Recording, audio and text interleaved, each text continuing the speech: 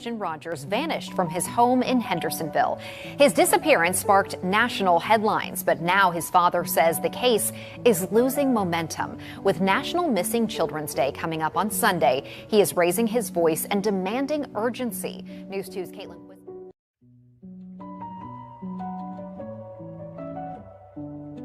I went and talked to neighbors, and every single one of them, every single one, welcomed me.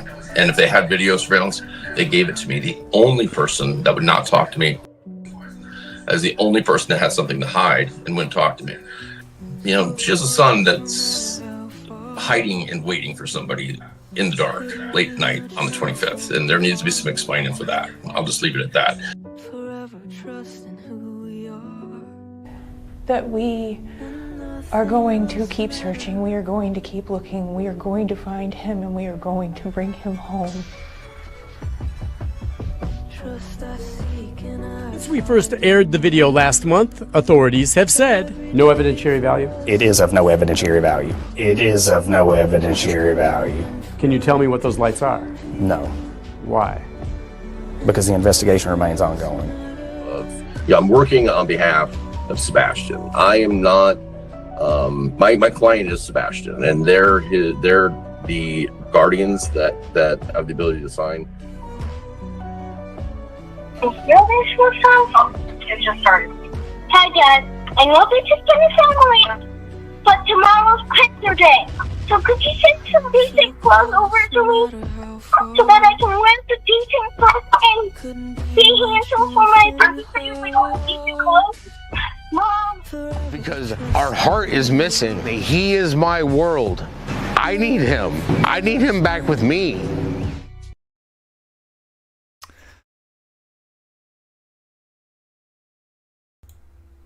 All right, welcome everybody. Happy Tuesday. Thank you guys so much for tuning in. Let me just make sure everything's running smooth. Okay, looks like it. Perfect. All right. If I can talk. 1.5 years later, I can't believe it's already been this long and no resolution to this case. My heart is broken for Seth and of course poor Sebastian. There was, of course, there's been a lot going on with the Emmanuel Haro case. It kind of started breaking out right as this phone call was released by a channel called Hatfield McCoy Museum Adventures. Very nice couple. They did a phone call / interview with Crispy in October of last year, and the time frame is very interesting as well. But if you have not heard this phone call, it is wild what Crispy talks about, and there's just some things that it's just we've never heard him kind of talk about before in this under this circumstance, and yeah, so we're going to break this all down. Again, this literally, they released this, even though the phone call and interview was done in October of last year. Yeah, like when they released it, everything with the Emmanuel Haro case was breaking out. So everybody was covering that, including myself. And then I had somebody send me the video, and I listened to it, and it is wild. But the couple that did this interview, they're such a lovely couple. It reminds me of working with Steve, the former detective. We used to have him on every Monday, and him and his wife, spoke with almost daily. And it's kind of a similar situation, but they have a channel as well. And anyway, there's a lot to go over. But again, here we are 1.5 years later. Remember, 1 year ago is when FBI released the $50,000 reward, which had a very interesting statement with it, basically saying that they believed this was some kind of abduction. So, and then of course we've heard Jennifer Coffendaver kind of break down that they don't, release, a reward just for anybody. So, keep that in mind as well. But we will break down the interview phone call. And again, the time frame is what, it's part the time frame and just what he says. It's wild. Never heard him say some of the things that he says in this and some of his theories on what happened. And I find it interesting that, he says this stuff in October and then, they never said it prior or after under this circumstances. So very interesting. As always, thank you to everybody taking the time out of their day to come in and watch the show. Let me just catch up on chat. Let me see here if I got anything set up prior. Let me just play that here. With Katie and Chris Proudfoot, you'll hear about the unwavering hope this family is clinging to and their message to you as they So, I just wanted to play just a clip of this. Just to kind of remind everybody, this was, the 1 year anniversary of the interview, and I'm just playing like 2 minutes of it. Now they will never give up in the search for their son.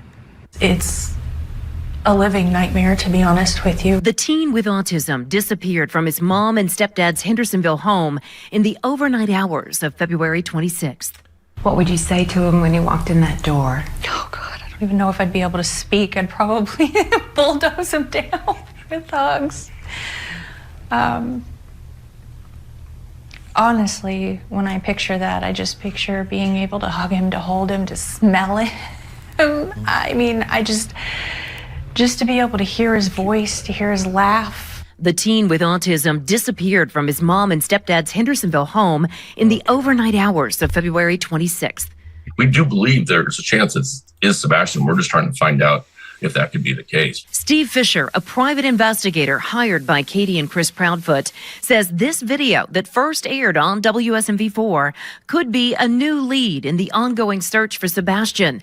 Video from the night Sebastian disappeared. We went through over 100 hours of surveillance, and it wasn't until the third pass through the surveillance that we even spotted this person. And there's a person at 12:17 a.m. in the same neighborhood that Sebastian's from, that walks southbound in the neighborhood, goes behind a vehicle. It appears that they're trying to stay out of sight of another person that's walking their dog, and then doubles back after it's clear. Fisher says he's working to learn if that person wearing dark clothing in the video is accounted for in the investigation. It actually gives us more rejuvenated hope that we may actually be onto something. We just have to run it down. Over the last 12 months. Yeah, and it took all of just a few minutes for that to be shut down. So, of course, we've gone over that if you followed the channel. They hired SF, and we're going to go over a little bit of SF because of it in the interview. I'm going to kind of connect it to stuff that because I was going to do a video. Before this interview even was released, I had something planned for the 1.5 year with Sebastian Rogers missing, that there's a clear sign that there was bias right from the beginning with fish sticks. And again, I'll show that when we get to that point. But it's just wild to see, that they tried to pull this 1 year, what I call 1 year anniversary con of, oh, look, we're trying to find Sebastian, and look, here's this footage, and they had been sitting on it for months, and they knew it was a nothing burger, and we've gone over that, but we'll dive deeper into the Sebastian, or the fish stick part of it, and then, again, the Proudfoot, the Crispy interview is absolutely wild if you have not heard it, so we will do that now. Ashes to Ashes, God bless you for continuing to cover this heartbreaking case. It will be solved. It will. It's just, I know I always say that. It's just a matter of time. And I think just a couple of things that people, I don't know, we'll talk about it at the end of the video, what I believe. There's a couple of things I think Seth should do, which actually he's doing right now, but I think he needs to do a little bit more of if he has time. And then there's some evidence that somebody's sitting on that I think if it was in the right hands, it could lead to, a deeper investigation by a separate entity. Emergency responders and volunteers spent hundreds of hours searching for the missing teen. Yeah, it's so fast, Grunge. I mean, that's, yeah. I mean, we, every day, it's like waking up to this reality that it's actually real. And does that look like a couple that is like grateful to have that kind of coverage? I mean, look at those two right there. I wish I would have included, I have it towards the end, but I'll play a clip of where we have Candace. Well, I don't know if I have the other one as well, but if we were to pull up Candace and Justin and they're doing their interview, they are very engaged with the interviewer and they want to get as much information out, so people can help. They're all, every interview you look, Candace is always trying to give as much information as possible. She's very engaged. Look at these two. They're ready to take a nap. They don't want to be there. Do they look like they want to be there right now? Her son, her firstborn son, her baby child is missing 1 year now. Look at this. And look at the stepfather who says, he loves, his stepson so much. It disturbs me. Sebastian should be home with us. I mean, he should be in school. He should be playing. He should be learning. He should be experiencing life. Right, and he's where. So if you're just joining in, there's a phone call here in just a minute. We're going to break it down. I just want to play the 1 year anniversary. Until we can bring him home, we're going to keep doing everything we can to make sure that people don't forget about him. We're going to keep making sure that we spread awareness for him. And so I have no idea what kind of awareness since this anniversary until the 6 months later. I have not. Have you heard anything? Have you seen them go on any news channel? Have you heard about them conducting any searches? It doesn't have to necessarily be them, but I have many sources live in and around where Sebastian went missing. I have heard nothing about any searches other than independent people out there doing their own searches, like Silver's on the scene, and even these Hatfield McCoy couple here. They've actually even gone out, but no. Trust me, I don't have eyes everywhere, but I do have some eyes out there, and even recent stuff that I have heard that is very disturbing that I'll touch on a little bit. But yeah, no, nothing. 6 months, nothing. Now, on the other hand, Seth has definitely done a few interviews and apparently has been out there trying to protest, and I don't blame him. And that's what you would normally see with the innocent parent. we're going to keep searching, and we're definitely going to keep praying. 6 months later, no. And the more this goes on, actions speak louder than words. Positive. I know you both want to stay positive. That's all part of it. So, in your mind, do you see Sebastian coming back through your front door? Do you feel he's okay, he's alive, he's out there? I dream about it every day. I dream that one day I'm going to wake up and this is going to be a nightmare, but oh, thank you, Chicky. Yes, I believe that my son is out there somewhere. I believe that we are going to find him. We are going to bring him home, and we're going to find a way to recover from this, and I'm going to watch him grow into a young man. Good for him. Good for him. You know, live the life that he deserves to have. I will show a correlation between what Seth is doing and what Candace Cooley was doing in the Dylan Rounds case. And if you're newer to the channel, years ago, Dylan Rounds, it's a case that happened here in Utah. It was a homicide case, but in the beginning, they didn't know what happened to him. They didn't know if he just got hurt and wandered off. It happened out in the desert, in the middle of nowhere. And there was only a couple of people around him at the time. And then, eventually, months and months later, they started putting pieces together. But his mother was out there frantically doing interviews. She was on my channel. She was on Idaho. I mean, she was so busy. She was everywhere. She was doing interviews nonstop and searching. This mother was relentless. And so I've seen it firsthand where an innocent mother, is desperate and will do anything to get coverage.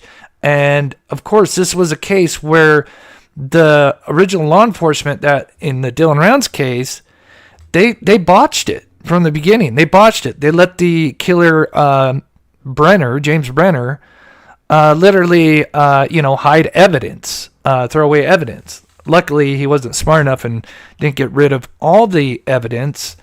But yeah, he did get rid of a lot of probably important evidence. But yeah, no, I agree with you, Cooper. Yeah, they're both full of poo-poo. What would you say? It's okay, I agree with Cooper there. I don't know if I'd be able to speak. I'd probably bulldoze him down. Okay, so let's get to the phone call here. I just wanted to play the anniversary just a little bit to show, like, okay, this is what they're saying that they're going to do. And what have they done in those 6 months? I have heard nothing about searches. Usually, like in the case with Aiden Clune, another case I worked on, we've started from the beginning. Each year we do different grid searches and we go out. And, of course, that's a case that is not as big as a case like Sebastian Rogers. And they don't have the same kind of resources that these people would get if they asked for it. That's what's so disturbing about this case, is that these are like the 1%ers that get to the top, and you have all these families with missing children, actively missing right now as we speak, that would kill to be in this position where they have this much attention, that people are interested, that they would, provide resources, if you understand what I'm saying. And so it's so disgusting to see that these people are sitting there saying, oh yeah, we're going to do this, and they're not doing anything. Everyone and anyone that... And if they did ask for help, people would be, because it's such a big case, people would provide those resources. And then you have all these 99% other cases that don't rise to the top, that nobody knows about, that, they don't have the same resources. So that's what makes me so upset. Part of that.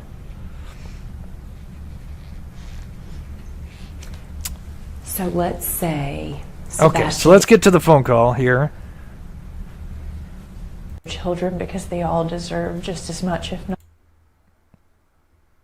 Okay, all right, so a year and a half later now. Of course, crickets. I will mention something. So we heard, I think it came from Seth, mentioned that, they were out going to Disney World with Faith.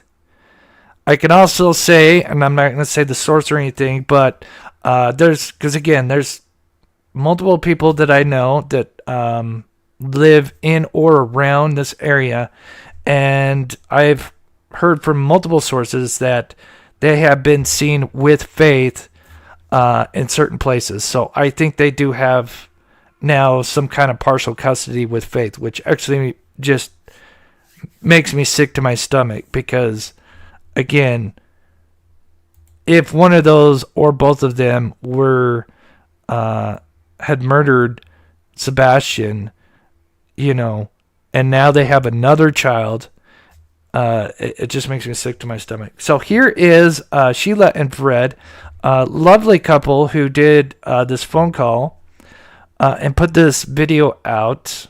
And threaten more. Other one's got I think it was like a cease and desist or something. You're saying that you want coverage for Sebastian? Yeah. But you say you're going to sue people? Guys, listen, we realize no one should be harassed.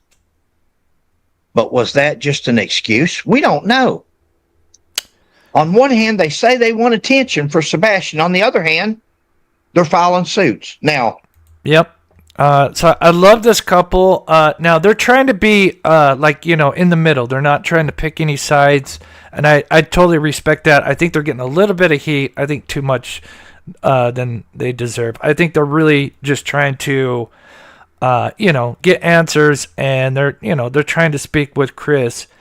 So they had here is some messages. As you can see, it's October 11th. So they basically said, hey, I think they live in Kentucky. He's a retired police officer, homicide detective. Correct me in the chat. But he has law enforcement under his belt. And I believe this couple actually found that Joseph Couch guy, that highway shooter in Kentucky. I forget what month that was. And then he went off into the woods. This couple is the one that found his body, which is wild. But anyway, so here's messages between them and I think Chris. I'm not going to go over them too much, but they just basically say, hey, we would love to help. We'd love to, speak with you. And Chris does reply a little bit. But they do want, they were trying to say, hey, we'd like to come to your home and, interview you. And then see what they could do to help. And so Chris kind of said, yeah, I'll talk to Katie or whatever. And threaten more. It's an excuse. Hard to understand why, in Memphis. I didn't turn that down. I turned it up because I wasn't sure how loud that would be. So they did at least speak to Chris, and then we'll talk about what happened since, because there's things that have happened. But keep in mind, so this is October. Now, this would have been right before they hire SF. So SF is now starting to insert himself. He's been he has been inserting himself for a while now, that whole last year. But remember, he gets officially hired, I think, in November. But it feels like he was starting to work, as early as September or October. But he claims November through February, I think. Correct me in chat if I'm wrong on that. But here we go. Here is the phone call. I just broke down the main parts of it, but my God, it is wild. Out in the St. Jude Project. Yes, thank you. Yeah, I guess, on the... Yeah, not to get sidetracked. That is wild. I guess they were live when they were doing it, too. That is so wild. Hey, Pocahontas, good to see you. Sorry, I'd shout everybody out if I could. We've got almost 800 people in here. All right, so we're starting the phone call. Again, I'm just... and they said, anybody can play it. I think I have about 80% of the phone call. I just, tried to get the main parts of it. I just left my house last night, actually. Okay, let me know how that is in chat. I don't want it to be too loud or too soft. So let me know how that is. From Hendersonville, I had to come back to work. Sure. But, when all this initially went down, we called law enforcement.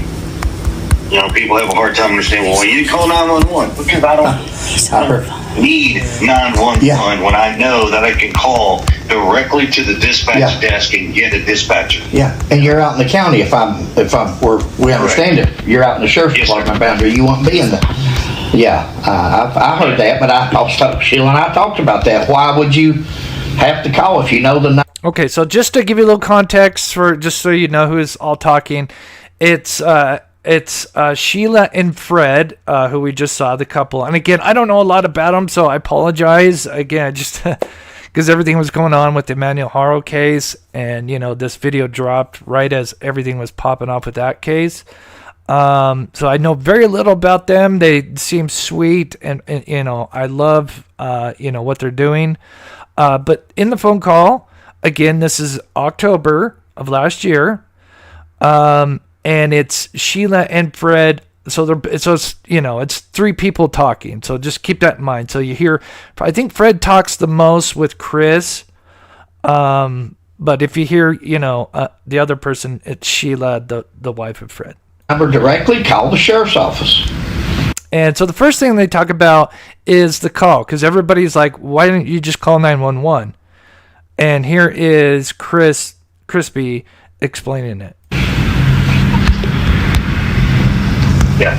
I mean, that's the stuff that everybody doesn't, you know, I'm sorry. I know where I live. I know the numbers. Yeah. I mean, for God's sake, I mean, every parent should know your area. You should know your fire department. My fire department is a volunteer that's less than a quarter of a mile from my front door. Sure. I mean, that's my fire department. That's my EMS right there. Sure. Okay. Sure. We came down a while back and just walked away. I don't know. Well, like I said, So I don't know. What do you guys think about that? I don't know. I would be on 911. I would call 911. I don't know why he's saying, you got to know all these different numbers when you call 911, they are going to transfer right the second you tell them what your issue is. They're going to go right to whatever you need. If it's a house fire, I don't know. I highly disagree with what he's saying. It's like, oh, you got to keep all these numbers in your head or, in your phone. I highly disagree. I think this is BS. I'm sorry. I'd be 911 every time. I'm sorry. This sounds ridiculous. That's just my opinion. And I've heard if you called the well, it depends on what you called. Because if you called the non-emergency line, I heard that you actually start with a bot, and you have to then find your thing. But again, this is such a mystery, and it makes no sense. And yeah, how did he know the number? Right. It's just, it sounds stupid. I've had my wife's been a Christian all of her life and all this and that, and I've really, but I think that Sheila and I could, if you and Katie ever get a chance and get a couple hours where we could come down and visit with you, and if you can't, that's understandable. You've done more than I probably expected just calling us, but yeah. I think we could do. Believe it or not, I mean, it would have. I mean, I am not away from the idea of sitting down and having a conversation with people. And I've told people in the beginning, I will have conversations with people. And I just tell everybody, I'm brash, I'm direct, but I'm respectful. That's Fred McCoy, buddy. That's just the way I was raised. Yeah. Well, that military. He's respectful. So let's play example of Crispy being respectful. Well, yeah, I mean, that's the other part of it is I don't have time to sugarcoat people's cookies for them. That's not me. I used to be like that. I'm trying to change. Sheila's, and the good Lord's changing me. About your mom, her car being parked at like Warsham's and him getting Okay, so here's the answer. The final answer to this. It's not just an online rumor because people have driven up to me and personally spoken about this. Okay, ladies and gentlemen, can I make the statement? This is very simple. This conversation has nothing to do on social media. You want to have this conversation, Seth? You call me, you get Heather, you get Chloe on the phone. Hell, I'll do you one better, and I will get Bobby and Carter on the phone, and we'll all sit down and have this little fucking powwow. Yeah, so that's just a little small sample of Crispy and how respectful and brash he is. I get the brash part. Well, then guess what? The situation, and I would love for it to be private because I believe a lot of what is happening right now should not be public. So explain to me why you don't want Bobby and Carter involved. I didn't say I didn't want Bobby. Been told. Seth took a polygraph test. Okay, so oops, skip that. I just thought I'd play example of Crispy, and again, there's greatest hits out there. Why'd they wait so long to post it? Oh, are you talking about the phone call? I think they lost it, is what they said, because they just did a new video. And I think they said, because they went out looking for him. Yeah, I think it's from what they said is because they just recently put another video out, and I didn't get to watch the whole thing because I was preparing for the live. I think they said that they had lost it and then found it. Again, don't quote me 100%, but that sounded like that was the reason. But again, it's going to get very interesting. So now we're going to talk about the polygraph. Now remember, this is October of last year. Been told. Seth took a polygraph test through Nancy Grace's TV show. Okay. I was advised by TBI not to do that. So that's part of the big thing is they're all upset because, I told Nancy Grace that I would do it. And then when I went and talked to TBI, they said, no, don't recommend you do it. Okay, then that means I'm not doing it. Yeah. So I'll take it to TBI. So that's what they did. And you did take one and passed it? Oh, yes, sir. See, that's what. Sure did. See, that's things that people. The last I heard that you offered, and that's why you've been an injustice because that you offered on Nancy Grace. You had time and place, and then when they offered it, that you backed out on it, and you'd never taken one. See, here's the other part that Nancy Grace has never said either. So her producer, Rachel, at the time. So I just want to play a clip because I want to show something as well for anybody that doesn't know the timeline. I still got to get the whole polygraph stuff all figured out, but I'll give you a kind of a brief overhaul of it. Alicia, thank you so much for becoming a member, supporting this channel. God bless you. Yeah, this, and again, it's so weird, this polygraph stuff, but let's just play a clip of what he told Nancy Grace, and then I'm going to show you something after. No, ma'am. Do you have a Ring doorbell cam? Yes, we did. No, ma'am. Okay. Have the two of you taken a polygraph? I have. I have not. Oh, he has not. Well, right here on the left, and just in case you can't see it, I'll blow it up for you guys. He was asked this quite a few times, actually. I think I've seen two different ones, and I do have screenshots. The other screenshot I have, I can't see the dates, but I know they're like around this time. So he was asked at least twice on Facebook, probably even more. And so it says, have you taken a polygraph test? And if so, what were the results? Thank you. Crispy responds, yes, and the results are passed. And then they respond, okay, cool. Date, March 15th. That is literally 3 weeks into his disappearance. Would you be willing to? Before this interview. I think this interview happened in late March, maybe April. I've offered and volunteered on many occasions to take a polygraph, and I was told directly by law enforcement because of my whereabouts, I did not need one. He did not need one, but yet when asked, yep, we've passed our polygraph test.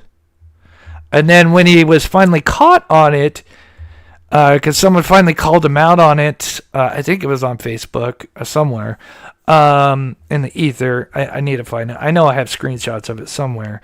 He then says, well, I didn't specify who took the polygraph and passed. That was his, It's like, come on. Like, why would you... It's just, again, it's just those things that are just so blatant BS. I understand. So again, he told people that he had passed it. He told Nancy Grace no. Then he tells these people, no, he didn't take one before, and then because TBI told him no, which again, I've talked to a lot of law enforcement people, and they would say, no, we would never tell him not to take. Of course they want him, if there's any potential, if it's a case that has, some kind of homicide or foul play, that's what I'm looking for. Of course, they, more polygraph tests, the better, because polygraph tests are not perfect, and the more polygraphs, the more they can gauge, if the person's telling the truth. In a case with D.R. Coons, if you guys know that case, I think he was 2 years old in Idaho that went missing at the camping trip. Both parents took multiple polygraph tests. They failed miserably. But anyway, I don't want to get sidetracked. But Ms. Proudfoot, did you pass your polygraph? I did.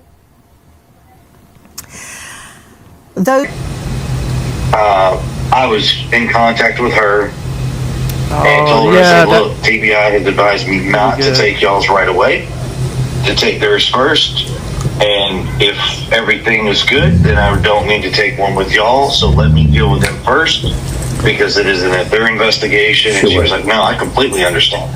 Yeah. Okay. So I had that conversation with her producer. No.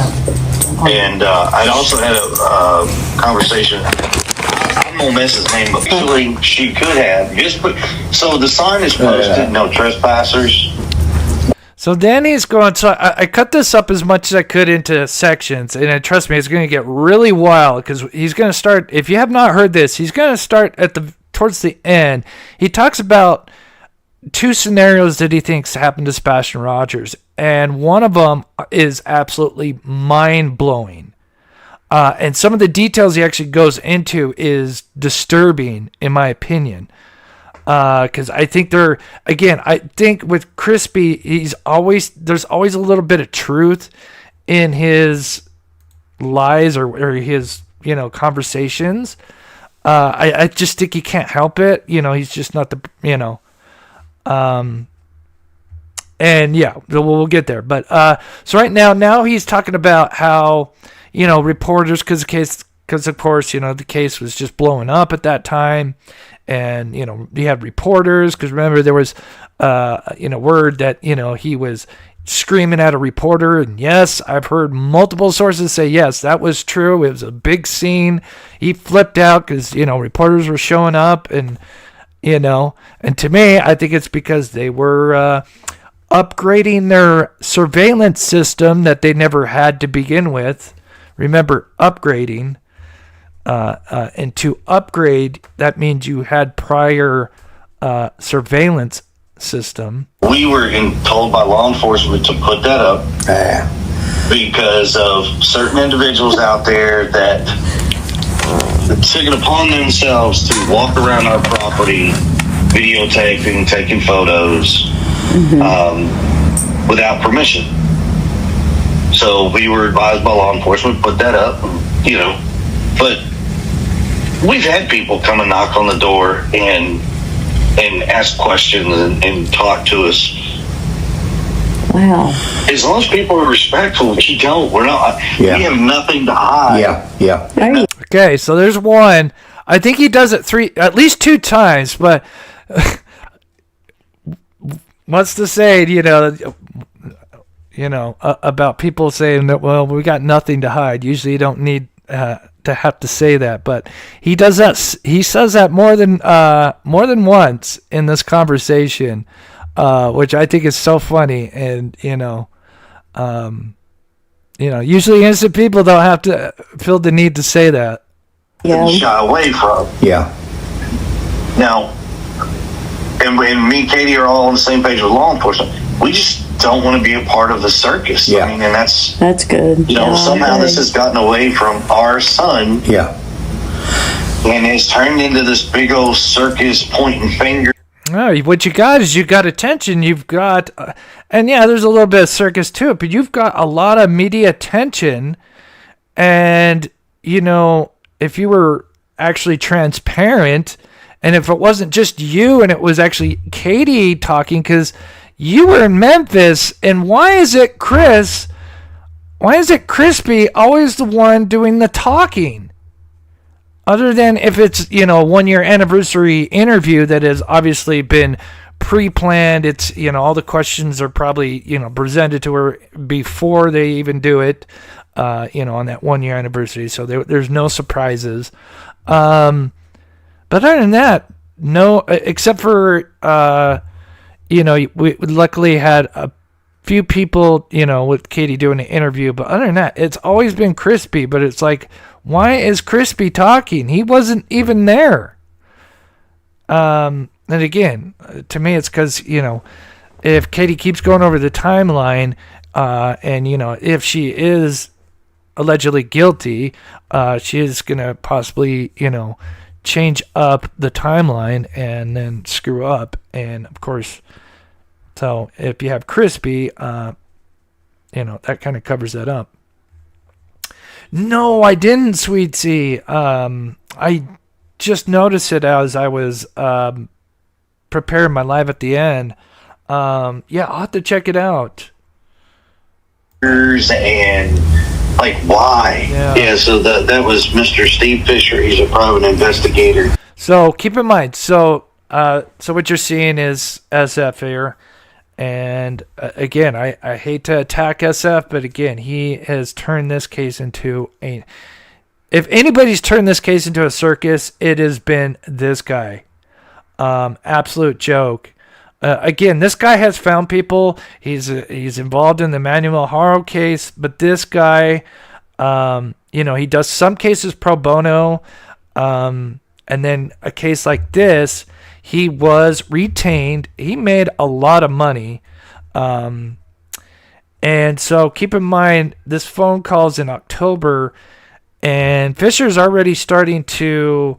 He's already been inserting himself into this case. I'm sure, we're hearing, because this conversation's October, these clearly had some one-on-ones with fish sticks, and then gets hired on shortly after.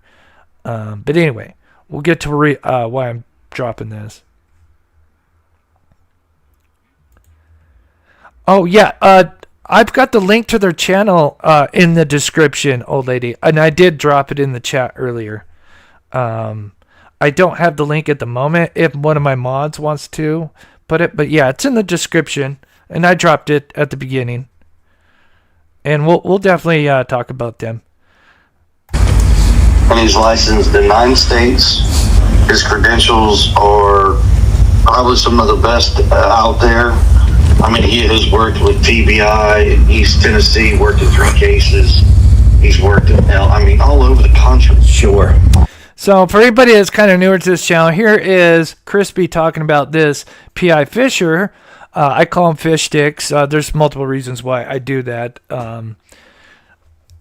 But here is him trying to throw a neighbor's child under the bus, claiming that he was lying in wait, hiding in the dark, to possibly abduct Sebastian, because this is on the night Sebastian disappeared, and he released this video.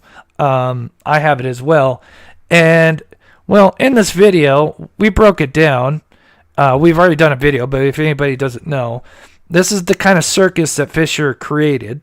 I mean, so why, when he said, look, I might be able to add something I don't know.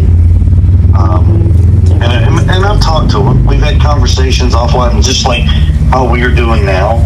And our conversations eventually led up to, I wound up meeting with him. And I said, look. Yeah. Of course he wanted to meet with him, and I'm going to tell you why he wants to meet with Fish Sticks. But meanwhile, while we're listening to him talk about Fish Sticks, the PI that he's going to hire, this video is what he released about 3 months ago. Gosh, maybe 4. When did he release this? Maybe 3 months, within 3 months. Because he kept blaming this neighbor, Bobby, because it was the only neighbor that wouldn't speak to him. Because, there's others. There isn't just Bobby, but there's other neighbors that don't trust Fish Sticks or the stink feet. But anyway, long story short, if you don't know what's going on, this is the neighbor actually just looking for the cat, and we've broken this video down. He actually finds the cat. It's very hard, but anyway, he tried to claim that this video was the neighbor's son trying to lure Sebastian and abduct him, but no, it's literally the neighbor's son kneeling down, waiting for the cat. The cat runs over. He picks up the cat and walks inside. And Fish Sticks literally used this for months to try to throw this neighbor's son under the bus. It's one of the most disgusting things I've ever seen in a criminal, in true crime. It is disturbing. I know you got some questions, and he gave me his questions. I said, well, instead of me explaining, can I show you? He said, sure. Yeah. So, again, because I didn't know about this phone call, so I always knew I was going to do a show for the 1.5 year disappearance for Sebastian Rogers, and one of the things I looked up was SF. I just wanted to look up some of his history before he got hired on. And again, we're going to stick with the phone call, but I want to give you guys a little bit of context for those that are maybe a little bit newer to the case. But starting in March, so remember he was, it was February 26 when he was reported missing. Let me go forward just a little bit here. Okay, here we go. These right here, and this is just a small sample. And we were looking at March. Starting back in March, Fish Sticks, so of course, since he's a PI, Seth had 2 PIs at that time, Chloe and Heather. Now, I believe it's Heather, and maybe even Chloe, I'm not sure. But Heather, Fish Sticks knows Heather. Right. Now, Seth was not happy with Heather's, services, and ended up, letting her go I believe along with Chloe, but I know with Heather for sure. Now, I think because maybe the relationship between Fish Sticks and Heather, he wanted to defend Heather. And anyway, you can see the, and we're not going to go too deep into it, but you can see the bias way back in March and May, especially, it starts to go off, where just after he releases Heather, that he just goes off on Seth. And so here's some of just a few tweets, and you can see the dates. And he is just basically just throwing Seth under the bus constantly in tweets, as you can see. I'm not going to read out the tweets except for one or two of them here. But somewhere in, I think, September, he even says, it's either September or October, he even says, I think Seth killed Sebastian. Now, keep in mind, Fish Sticks knows that Seth did not take his life, because Seth, out of the 3 people, out of Seth, Crispy, and KK, Seth is the only one that actually has an actual alibi. He is the one that's actually seen on camera. He was working. No one else has an actual, maybe you could say Crispy kind of has an alibi, but not really, because, when he went missing, when Sebastian went missing, Crispy wasn't working. He would have been off by that, it's nighttime. He would have been, in Memphis asleep, allegedly, but still, he doesn't have an actual alibi. He's not on camera. And anyway, so out of the 3, he has an alibi. So it's just ridiculous. And then they go, and it just gets real ugly. So you can see this bias just building and building and building. Again, I mean, look at these. I mean, there's days where he posts like 4 times a day, like, set this, set that, set this. And then, he starts getting to the sex, sex crimes or whatever. Really just has nothing to do with Sebastian, right? Separate stuff that, if it needs to be dealt with, that, then a certain person should charge him if that's what they believe. But again, there has been no charges. If you guys know what I'm talking about, I don't want to get into that. But you can see he's kind of twisting and changing the subject, and it has nothing to do with Sebastian anymore. And he's blaming Seth and saying Seth is doing these fundraisers and he's making all this money, and he calls everybody grifter. And it's hilarious because he calls everybody grifter. That's his main thing. This person's grifting, this YouTuber's grifting. Yet, out of anybody that's ever made the most money off of Sebastian Rogers, I guarantee you it was Fish Sticks. So it's truly disturbing. But I just wanted to show that. I would read out some of these, but it's just kind of example of him just going after Seth right from the beginning. So when he says that, when he's hired on, and he literally says, I am here, my client is Sebastian Rogers, he is full of shit. Because clearly his goal is to try to throw Seth Rogers under the bus. And his true clients are Crispy and KK, because they're the ones paying the bills now. But yeah, I mean, here are more of the messages. It is insane. And these are the only ones that are towards Seth. I mean, of course, Yourself and my brother, towards me. But anyway, I just wanted to show that because it is insane. So now back to the phone call.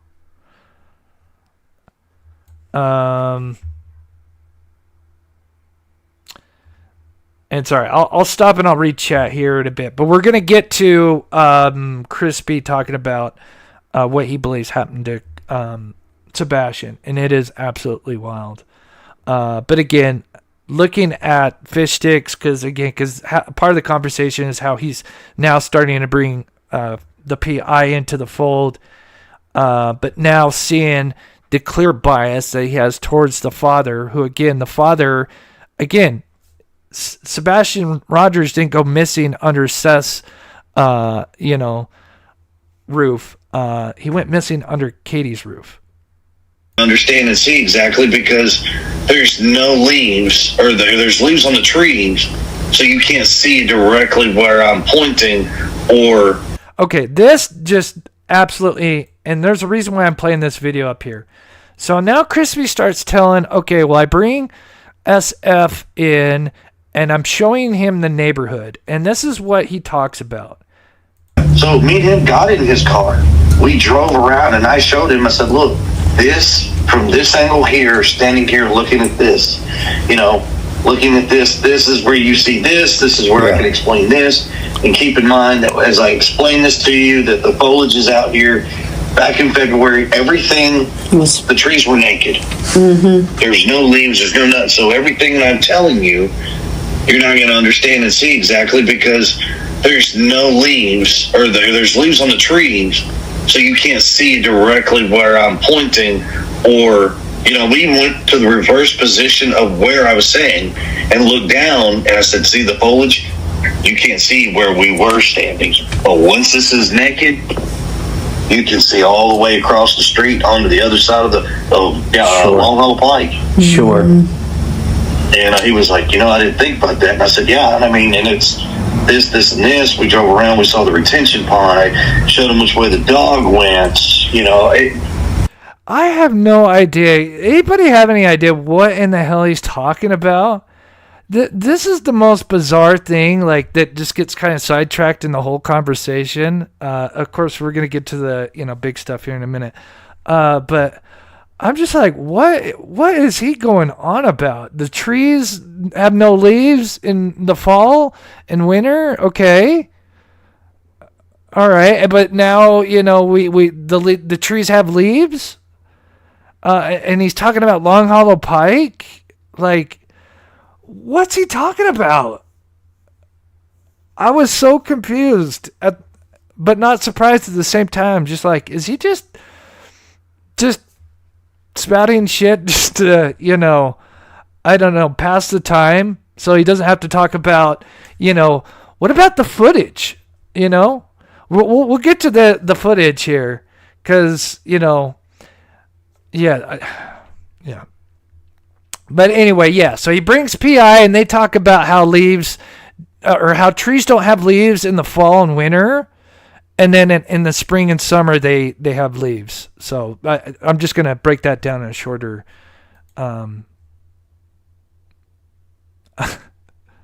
synopsis for you for what he was just talking about. Holy hell. And looked down, and I said, see the foliage? You can't see where we were standing. But once this is naked, you can see all the way across the street onto the other side of the Long Hollow Pike. Sure. And he was like, I didn't think about that. And I said, yeah. I'm sure they're like, what in the hell are you talking about? And it's this, and this. We drove around, we saw the retention pond. I showed him which way the dog went. Chris, the dog is... And I'm so glad they bring up the dog, because the dog thing, SF has used that stupid excuse. There were so many dogs brought in, and none of them had a proper scent, and they've used this stupid excuse. And I'm going to show you guys something, if you're new to the channel, that shows there's no way in hell, unless he was picked up by an alien, sucked up through the roof, sucked up through the home, and then dropped into the retaining pond. And even then, there's a camera pointing towards the retaining pond. I don't know how the hell he gets to the retaining pond without being seen on, at the very least, 2 cameras. But they don't ever talk about that. But anyway, I digress. The dogs drive me nuts. Myself and my brother, he used to be the canine officer for our department. And, you know what? And I'm sorry, I just want to say one more thing. I'm so glad of what Fred mentions in this, hearing it just a little bit about dogs and the dog handlers. I love it. Dog is only as good as it's been trained, and a dog is only as good as the handler that knows the indicators. And sometimes dog handlers, like everybody else, wants their 15 minutes of fame. And, I've heard so many stories about the dogs hitting or didn't hit. And that was one of the questions we had, was about the dog and where the dog hit or did he hit and so forth like that. But again, when you've got a bunch of police officers, go ahead. Well, I'll tell you. I'm so glad he brought that up. That's so awesome. Because I'm very novice, but I have learned a little bit about that working, a little bit dealing around, but I learned a little bit more of that working with the other case, Aiden Clune, and kind of understanding, and doing some research and speaking with a few dog handlers that, they're not super, they're not 100% accurate. And then, like he says, there are some that are literally, they want to get that attention, and maybe their dog's not ready enough, but they know it's such a big case that maybe they think their dog's ready. And, maybe they do have good intentions, but they do want to get out there and say, hey, look, I'm a trainer, and, we have dogs, scent dogs, we can come out and help. And, anyway, but I agree with what he says. That's something I have learned, that, people will do that to try to get that 15 minutes of fame. I do think some are trying to help, but the dogs aren't legit ready. Anyway, here is the dog that they bring up the most. And I'm going to show you guys why there's, in my opinion, there's no way in hell Sebastian Rogers made it to the damn retention pond. I've gone over this 1,000 times, but I'm going to show you guys a different shot while they're talking. The video you're watching is of that morning, and is the dog that they bring up the most, or one of them anyway, of where the dog goes to the retention pond. Okay. Well, what do we see already? Well, we see it's caught on camera, right? So we know that there's a camera facing this. This is top of Killen. This is one of the most important cameras. It's at an intersection. So it doesn't matter if Sebastian went up Killen, if he cut through one of the neighborhoods, or if he went through Devon, he would have been seen on this camera. That first week, they had ran 13 to 18 different dogs throughout, our house, around the house, everything. And not all of these dogs were from one group. We had dogs from Sumner County. We had highway patrol dogs. We had professional dog trackers, ones that train with the FBI, sent out their 2 best canines that they always use. Yeah. One of those dogs has, I think it's got 15 bodies credited to their search. Oh, that's great, then. Okay. Yeah, so they brought out all these dogs, and from all over the country. They came in. So it may be hard to see, but up here, so again, this is Kellen. So let me just get you guys, because we are going to pull up Google Maps, because Chris is going to start talking about what he believes happened to Sebastian. And if you haven't heard it, it is shocking to all hell.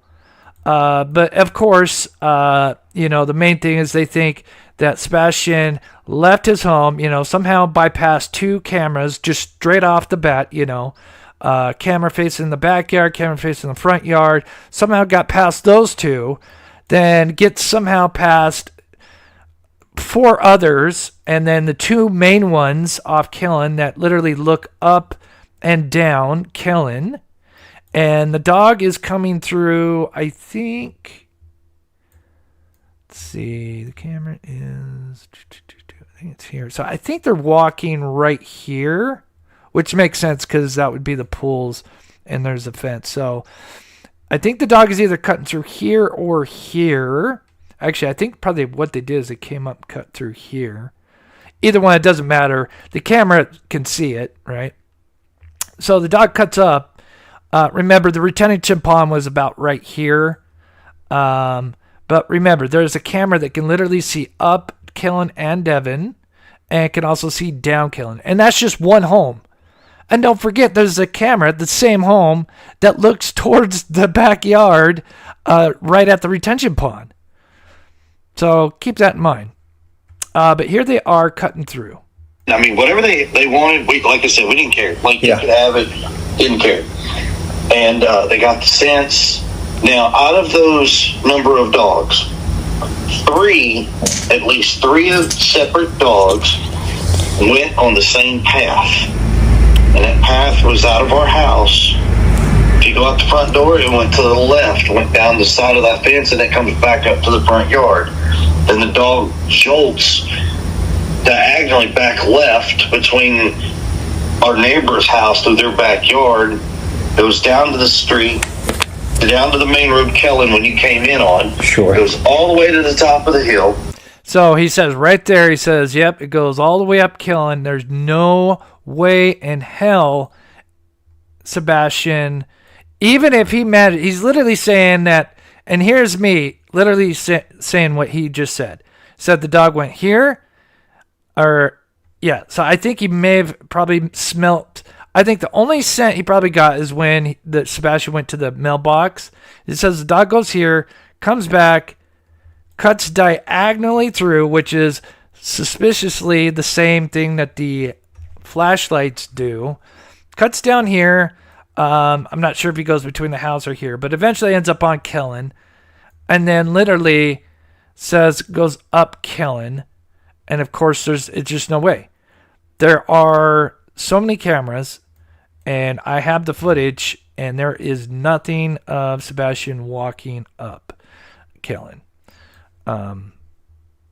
And then even if Sebastian tried to cut through the back of the neighborhoods and then cut back on Kellen, like we see with this footage here, again, we have a camera pointing up Kellen in the intersection, and there's one pointing down. And that's just at one home. Turns right, goes into the next subdivision over, and it is tracking, and this dog is just running. And it gets to the retention pond and jumps in the retention pond. That was Max. Yeah. Now, three of these dogs go in that exact same route. I only know of one that jumped in the pond, but three dogs went the same route. Wow. Did But me he and could Sheila take on that our way route. down there? So now what you're going to see as you're listening to this is me transitioning to that night he went missing, the same camera angle, and we're going to see why it'd be impossible for him to take this route because, well, you'll see. You need. So you can see the people. This is the daytime shot, and I'm going to transition it to the nighttime shot, and you're going to notice that if he had taken this route, this other one, not going up the street, but this other one that cuts back through the yard somehow, he would have lit up like a Christmas tree. Go. No. Okay. I've got.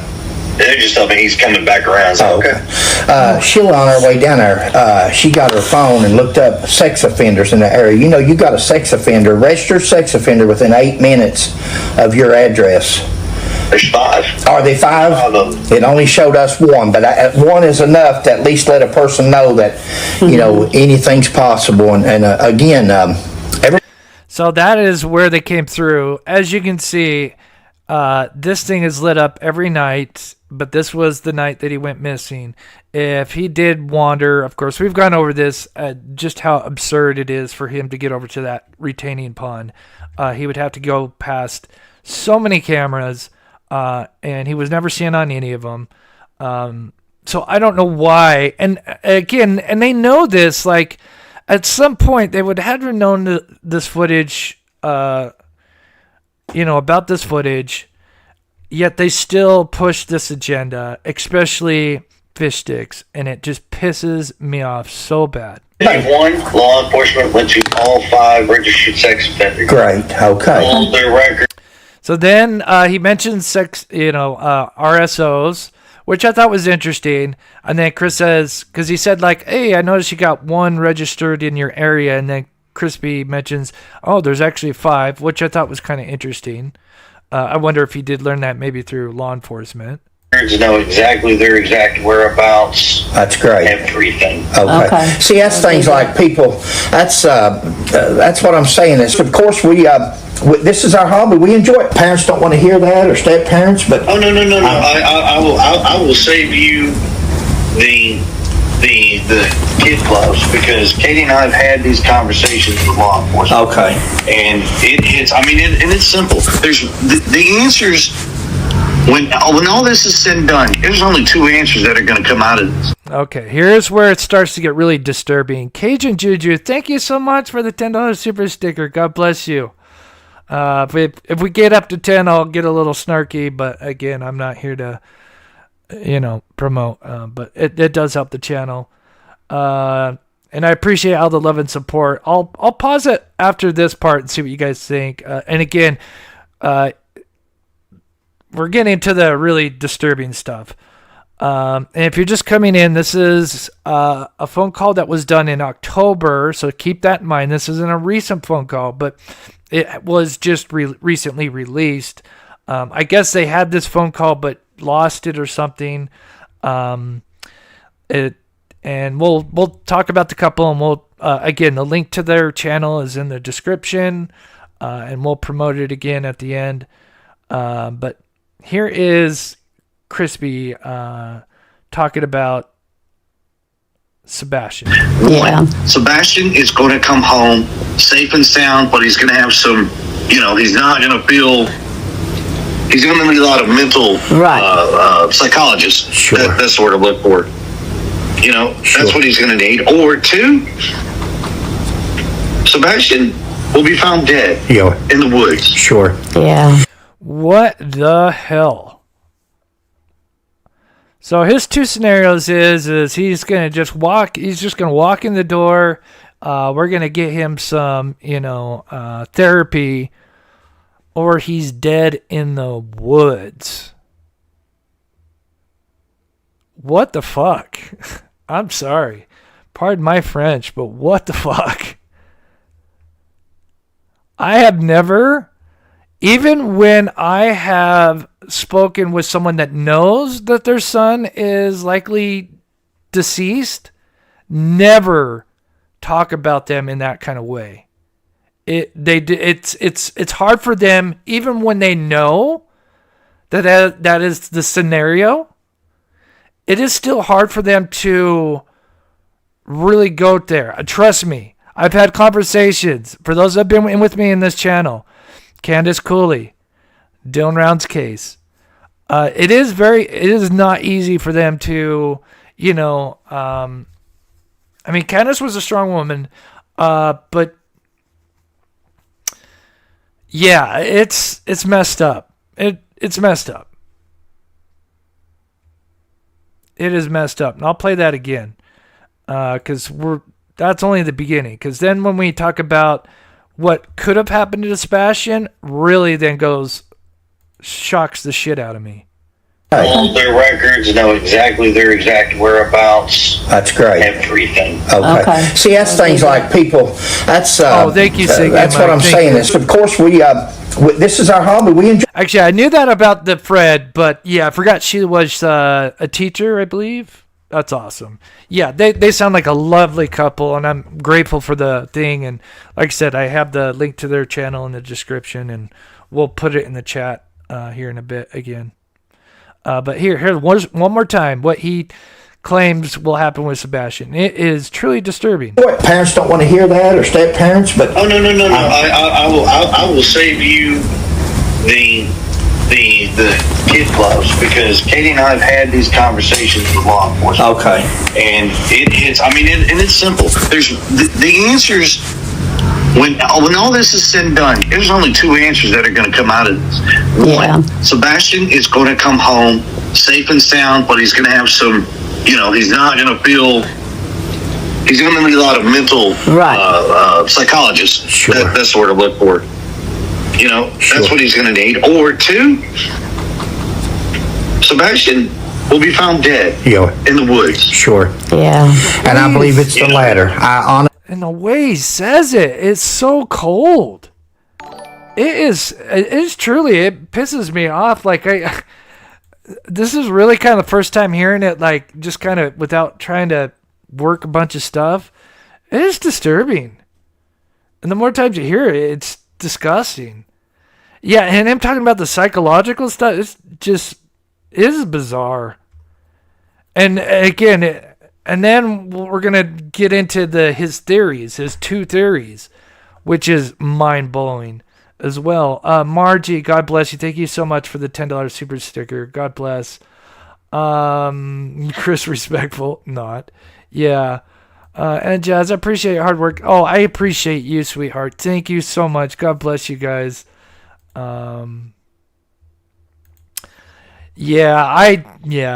And people are saying, what the hell? Yeah, what the F? Truly, it's messed up. Honestly believe within 2 miles circumference around there. Sheila thinks around the school. She thinks she was wanting to ask Katie if he had a favorite teacher, was he comfortable going to school, all these questions. So this is where it gets really interesting and disturbing at the same time. Questions about school, and Sheila feels that he was headed toward the school for some reason. And so here's what I can tell you about that. Around the school, so between the high school, elementary, and the middle school, there's 400 cameras. Wow. See, I knew there was cameras. Okay. I mean, that includes inside, outside. There's 400 cameras. They have pulled the footage from all of those cameras. Okay. And nothing was seen on the cameras. Wow. They have scoured the football field. Yeah. Back behind the football field, there was a field. And, of course, I'm native to that area. Sure. So, I actually went to... So this is interesting to learn, because we know that they came from California, but he says he's native to this, and he went to Beach Elementary, which is very interesting. So it says he knows this area very well. And so I find it very interesting that he's talking about cameras, but he's talking about cameras over by the school, right? But you know what cameras he's not talking about? He's not talking about the camera that's facing his backyard. He's not talking about the camera that's facing his front yard. Both active that night. Both caught stuff that night that a certain PI is sitting on. And I can't wait until people release that. It will be seen one day by other people, and I am sure there's going to be something on there. I cannot wait for that day. There's tons of surveillance from this home. This guy's got 7 cameras. Some could be inside the home. He's got, he's the one that had the flashlights caught. We've got other homes that have cameras. Do we ever hear him mention anything about the cameras that are in the neighborhood? Never. No. Zilch. Nothing. Why are we going to point Z, when we can't even get past point A? Why are we jumping to the end when you can't even get through ABC 3, and so on? Beach Elementary when I was a little kid. Wow. Yeah. So, I mean, like I said, there's not very much in that area that somebody's like, well, I'm over here. I'm like, I can tell you're over next to so-and-so's house. Yeah. Or, if you go up this road right here, and you go dogleg back to the left, it snakes around. And blah, blah, blah. And people are like, how do you know this? Because I'm from here. Yeah. You probably played in a lot of those hills. The school has been very, very heavily searched. Okay. Steve and there's a couple other folks that have thermal drones and stuff like that outside of law enforcement, not with law enforcement, that we've kind of been, when we can, we get together and we're like, all right, we're going to look at this area, we're going to go search here. And we're kind of doing some, what do you call it, like not coordinating, but grid search. Sectioning off. Yeah, there you go. Grid. God, he doesn't even know. I mean, it just shows me how inexperienced with conducting searches, right? I can guarantee you, if I brought Aiden's mother on, for those that follow my channel with Aiden Clune, it's a case that we're hoping we can resolve. We found his shoes last year. It's a kid that was suffering from some mental issues, 19 years old, and pulled over on the side of the freeway and walked into a mountain range and sadly probably got, died from the elements. Anyway, we've been working on that case. And I can tell you, and she's gone out every year. And I can tell you, if you asked her anything about search and rescue, she would know so much information, because of course she has to be the one that, puts all that stuff together, if you guys understand what I'm trying to say. And so here's Crispy, kind of like, you could tell he has no experience with, conducting searches, getting a search and rescue ready, what it takes, what kind of equipment, you can tell he's very novice, and there's no desire, there's no, it just, there's a certain word I'm trying to find, but yeah, it's disturbing. And I wanted to answer a question that somebody asked. Yeah, I don't know. That's a good question, Carrie. I wish I had the answer. I think they need a lot more, like a case like this where either they need a body, right? Which may have, if there was foul play. And I think that's the reason why Katie doesn't speak ever, because, Crispy, I think, in my opinion, whatever happened, Crispy kind of helped after the fact. I think Katie was likely the person to, if his life was taken, she was the one that did it, and then Crispy kind of helped after the fact. That's just one theory. Or they did just move him and give him to somebody else. Maybe he's still alive. But yeah, it's tough to say. I think they do need a lot, without a body, is basically what I'm trying to say. Searching. Yeah. And that's what we was wondering, if a person, that's what they didn't do over. Maybe later on, if you and Katie get a chance, you sit down and talk. Like I said, if you decide to talk to us or something, we'd love to do I'm not going to lie to you. I'm about like you. We're straightforward. We'd love to do a video. Yeah, I mean, we all try to do what we can, and we try to answer all the questions, and everybody wants to come up with some crazy stuff. And see, in the case with Dylan Rounds, there was tons of theories, and people were throwing even Candace under the bus, the mother, even though she was in another state. It got ugly. But you know what Candace did? She faced the music, and she literally went on the channels that were throwing her under the bus, and then built trust with them, because she was not afraid to answer any questions, because she had nothing to hide. I mean, she literally was getting through. Oh my God, I wish I could find, I don't know if they're still out there, because that one channel that was an interviewer and throwing her on the bus, I think that channel was taken down because he violated terms of service. But oh my God, they were tearing into Candace. Bad. Really bad. But what did she do? She just turned around and went on their channel. And eventually, they were like, not best friends, but, she was on that channel answering questions, doing interviews everywhere she could, because she was in a position, she knew she was in a position where the law enforcement that was working on that case, in Dylan Round's case, that know that case, the original law enforcement that was involved, they botched it. There was James Brenner They should have done a background check immediately on him.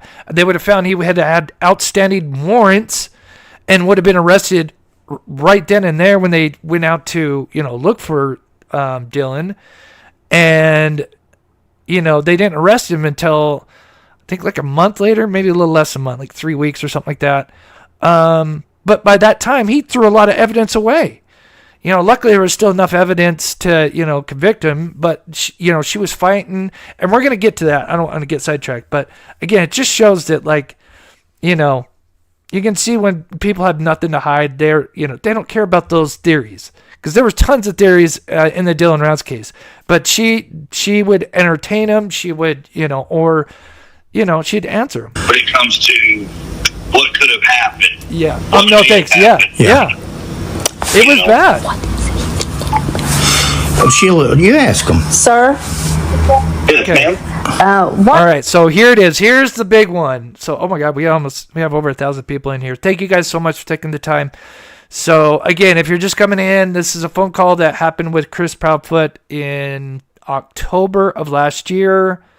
The channel Hatfield McCoy Museum Adventures. It's a lovely couple. I think it's Fred and Sheila. Excuse me. I guess they lost they thought they had lost this phone call interview, whatever you want to call it. And then I guess they recently found it and just uploaded it like 5 days ago. I think it's now 5 days. This of course happened when all the Emmanuel Haro thing was taken off. So this has been kind of, everybody's, been invested with the Emmanuel case. But the stuff that's said in this interview is truly disturbing. And this is the big one. I mean, there's a lot of little things in this whole interview or phone call, whatever. But this is the big one. So the wife, Sheila, says, ask Crispy, what do you think happened to Sebastian? Like what's the scenarios? Because, we already just heard, well, I think he's dead in the woods or, he needs therapy. But what is your theory? And he has two of them. And the second one is absolutely shocking. What do you all think happened to little Sebastian? Do you have... I'm down to, I'm only down to 2 scenarios here. It's down in the description if you can see it. If you're asking me, join the mob crew. Sometimes it should pop up in the chat as well. If you're asking for mine. Sorry. All right, let me play this. Okay. And they, what I feel probably the most reasonable in my head that makes sense. So the first one is very simple. Okay. Sebastian got up, walked out of the house, walked out in the woods. He's out there somewhere, and we can't find him. It is so interesting how many times he said the woods now. I would love to know. I think it's at least 4 to 5 times he has mentioned Sebastian and woods. It is very disturbing. I got to keep that in mind, and I've got to look that up because that is very weird. I mean, he mentions Sebastian Woods. All right, now here comes the second theory, and this one, my jaw dropped. I'm like, are you kidding me? Okay. That's the simple one. That's right. Sometimes simple is the way it is, but go ahead. So the simple one is him just wandering off into the woods, right? And dying from exposure. The second one, Sebastian walked out of the house. Either it was planned or he was lured out of the house or something triggered him to leave out of the house. Mm-hmm. And walked out of the house. I personally feel he got to Long Hole Pike. Okay, listen to this shit. This shit is mind-blowing. I think this is where Crispy accidentally spilt some stuff. And again, I feel like these always had a little bit of truth in his stories, and I don't know if it's on purpose, because he's not the best liar. But this is wild. I mean, because this starts to get very specific in details that, again, you never ever hear him entertain before or after this. And this is why it gets really disturbing. So let me back this up. I'm sorry to interrupt, because it's like my jaw just dropped. Or he was lured out of the house, or something triggered him to leave out of the house. And walked out of the house. I personally feel he got to Long Hole Pike, and he got picked up in a car, and they headed westbound. He got picked up in the car and went westbound. Not just got picked up in the car and they took him. He got picked up in a car and went westbound. Okay. Well, we've been entertaining the abduction theory with the car since, March? Since the flashlight video? Or April, when the car and the flashlights together were leaked? Yet they never entertained that, ever? Or after this. Now let's listen to more. This is so effed up. Long Hole Pike. Wow. And westbound goes to I-65.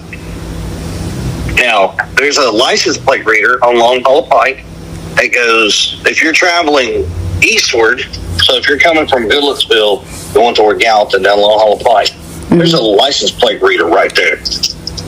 Okay.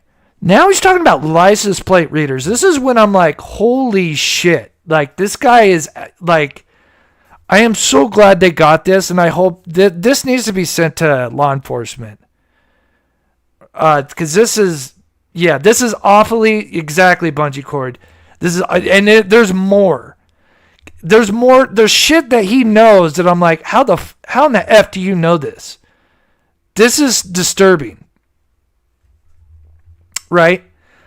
I think he screws up because he's mentioning he thinks that he got abducted and they went west, and then he starts mentioning east because there's a license plate reader right by the school, and I show that on here. And 76 cars from the hours of midnight to 6 a.m. were registered on that LPR. LPR stands for license plate reader, for anybody that doesn't know.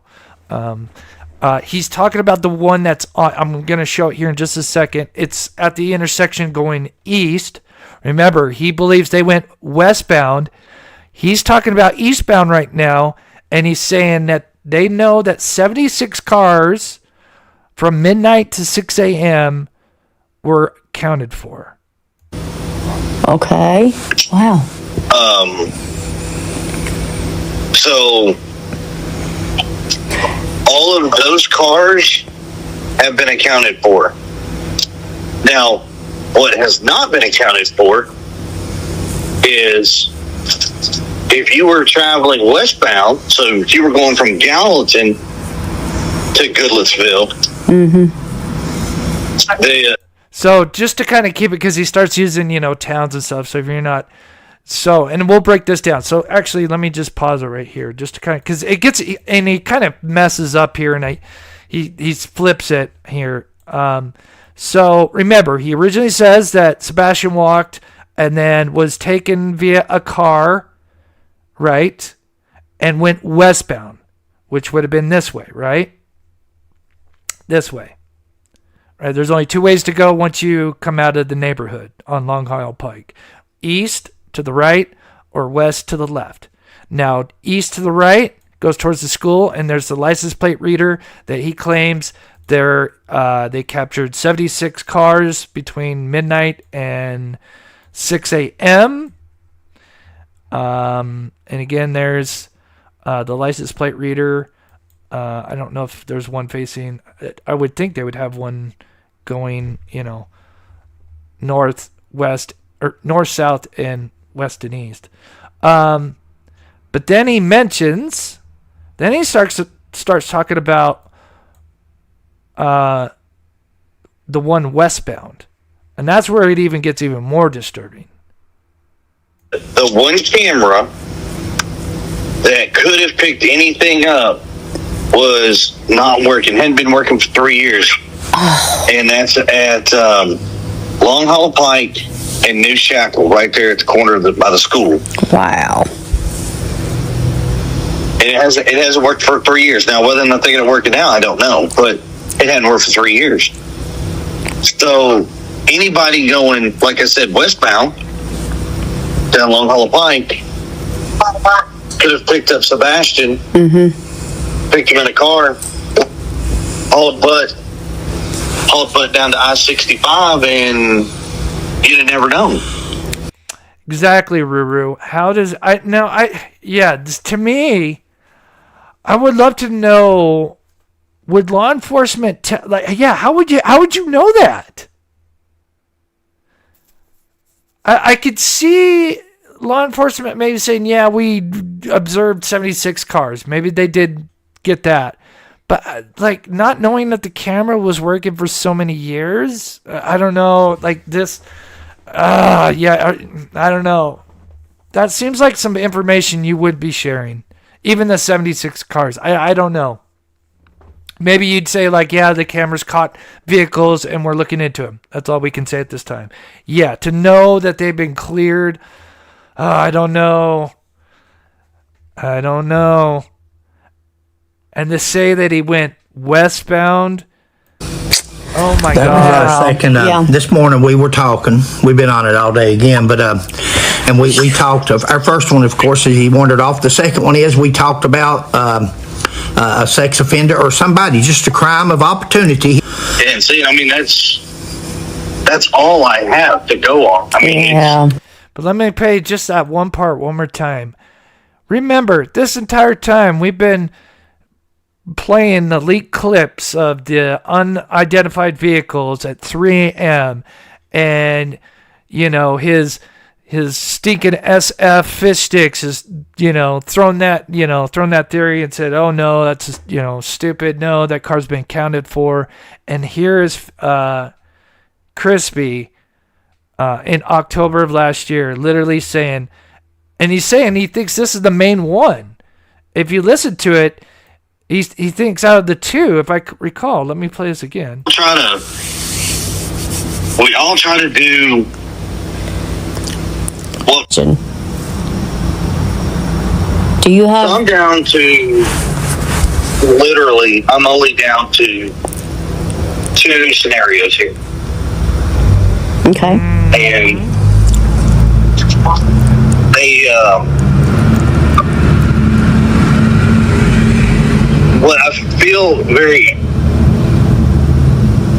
probably the most reasonable in my head that makes sense. So the first one is very simple. Okay. Sebastian got up, walked out of the house, walked out in the woods. He's out there somewhere, and we can't find him. Okay. That's the simple one. That's right. Sometimes simple is the way it is, but go ahead. Now the second one, Sebastian walked out of the house. Either it was planned or he was lured out of the house, or something triggered him to leave out of the house. Mm-hmm. And walked out of the house. I personally feel I personally feel, so that's so weird. See, the words he uses, because he gets very descriptive. It's not like, okay, yeah, first scenario, yeah, he just wandered into the woods. Second scenario, I think, yeah, he wandered and someone picked him up and they took him, and that's it. No, he gets very detailed. I would love if Deception Detective could break some of this down. I would love to hear his thoughts on the words that Crispy uses in this. Yeah, Long Hole Pike. And he got picked up in a car, and they headed westbound on Long Haul Pike. Wow. And westbound goes to I-65. Now, there's a license plate reader on Long Haul Pike that goes, if you're traveling eastward, so if you're coming from Goodlettsville going toward Gallatin down Long Haul Pike, there's a license plate reader right there. And 76 cars from the hours of midnight to 6 a.m. were registered on that LPR. Okay. Wow. So all of those cars have been accounted for. Now, what has not been accounted for is if you were traveling westbound, so if you were going from Gallatin to Goodlettsville, the one camera. Yeah, so this is weird because he's saying westbound. So I think this is where he kind of like gets confusing here. Because if you're going westbound Long Haul, that could have picked anything up was not working. Hadn't been working for 3 years. And yes, because he clearly says westbound from Long Hollow, and there's a LPR license plate reader somewhere over there. But in a minute, he's going to mention this one again. So I wonder if he just kind of gets confused here. And that's at Long Haul Pike and New Shackle, right there at the corner by the school. Wow. Unless I'm being stupid. Is that... Wait, hold on. New Shackle. Yeah, see, I think... Because this is eastbound. This is eastbound from the one. And he just said this one caught 76 cars. And now he just said westbound, Long Hollow. Yeah, I think he's messing up here. Which is interesting, because I wonder if that's even a clue as well.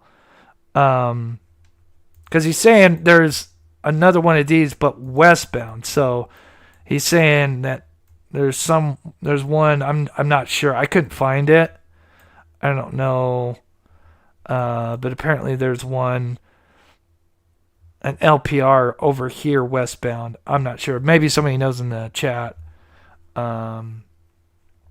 But yeah. It hasn't worked for 3 years. Now, whether or not they're going to work it out, I don't know. But it hadn't worked for 3 years. So anybody going, like I said, westbound down Long Hollow Pike could have picked up Sebastian, picked him in a car, hauled butt down to I-65, and you'd have never known. That's so disturbing. It's like they knew like what cameras weren't working, man. And then now think about this. Right after this, anytime, because again, I've really tried to focus on the surveillance footage, like 80% of the time, and of course surveillance footage is not biased, but there is tons of red flags in the footage that we've seen. It has not been explained. The garbage truck, we know it's not a goddamn garbage truck. We know it's the flashlights are moving around behind his backyard. At this point, you would be discussing that stuff. You would not be afraid. If you had nothing to hide, you would not be afraid to talk about the surveillance around your home. But there's none of that. But he's going to jump forward all the way to Long Hollow, right? We're going to get to here, and then we'll talk about license plate readers and stuff like that. Well, again, he's jumping to, X, but what happened to A, B, C, D, E, getting to Long Hollow? All those cameras, all those homes. This is a nice neighborhood that just about every other home has one or more cameras that were working that night. But yet there's no mention of those. But again, the fact that he mentioned that he's getting in a car and he gets very specific about, I think they went down Long Hollow. But no, they went west. And then we're talking about license plate readers. Like, what the this is disturbing. Second, this morning we were talking. We've been on it all day again, but this is crazy. And we talked of our first one, of course, he wandered off. The second one is we talked about a sex offender or somebody, just a crime of opportunity. And see, I mean, that's all I have to go on. I mean, all of Sebastian's shoes are accounted for. So this is what's going to kind of throw you off a little bit. Okay, yeah, listen to this. This is hilarious. This is where it's like, this would be like Katie talking, but listen to what, so they talk about the shoes, right? Because again, another major red flag. Try walking, and in that neighborhood without shoes. I'd love to see Crispy. Just take off your shoes. You can have your socks on. Go walk in the middle of the night in your neighborhood. Go walk from your home to Long Hollow Pike. I would love to see, how that would look. Him, we've all, kind of went barefoot at some point, and, just even a little pebble, unless you walk barefoot all the time, and then your feet have built calluses, and, you could walk barefoot, of course. But again, if you're not somebody that's, your feet aren't built for that, you're going to be stepping on shit, especially in the middle of the night, maybe even twist an ankle. Again, it's ridiculous. All of his shoes are at the house. Right. All of my shoes are accounted for. All of Katie's shoes are accounted for. So, Sebastian walking out in the middle of the woods. Yeah. I struggle with that one because Sebastian was not a tomboy. Yeah. He really wasn't. I mean, I know this is going to sound crazy, but a fly, spiders, even like a Charlotte spider, Sebastian freaks out. That's not him. Yeah. Now, granted, we used to have snakes, and he was all about the ball pythons. He was all about that. Yeah. Wow. Yeah. But insects, no. God love his heart.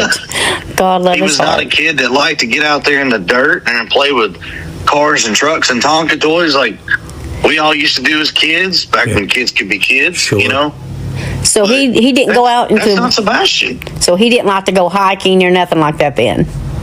He liked hiking, but it wasn't like as we all used to do as kids, where we just walk off in the woods and we just didn't care and walk our way back home.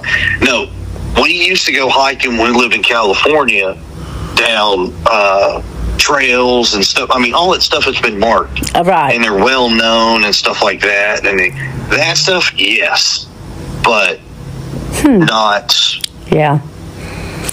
Yeah. Oh, bless his heart. Well, listen, buddy, we appreciate you calling us. Thank you so much. That's if it don't never go no farther than this, we've enjoyed at least and you haven't told us nothing that we didn't figure. You're exactly what I figured you would be like.